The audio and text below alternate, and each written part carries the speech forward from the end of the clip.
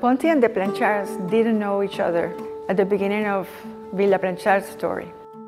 When they bought this piece of land, magnificent piece of land, they knew they had to put on top of it a great work of architecture. And who else could be but Gio Ponti? It's the metaphor of the farfalla. It's like a piece of design, a piece of art that comes from Italy flying and arrives in a very light way and stands on top of the hill.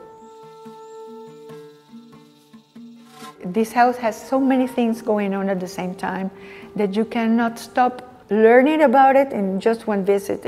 It keeps telling a great amount of layers, of decisions, of ideas, of metaphors that relate with all of Ponti's work along his life.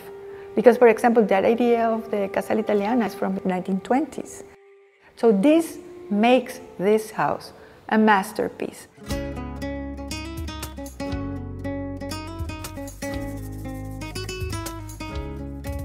In Villa Planchart, there are many designs that were not designed for Villa Planchart, and Ponti brought them here in order to complete the collection of furniture designs that were done by himself. The round chair is a chair that is very comfortable, so it's like a piece that was perfect for a place to relax and have a conversation. This is a house that is filled with orchids, and orchids are everywhere. There is a kind of response to natural environment that surrounds the house, also to the way of living in the tropics in those years, in the 1950s. Due foglie, the name, two leaves, also tells a lot about the design story. A lot of prints that were based on the leaves of the different plants that were in the garden of Villa Planchart. There is also the presence of the lotus flowers. I mean, the flowers, the shape of the flowers, the ever-changing situation of the flower in the day were also an inspiration for the design of this chair.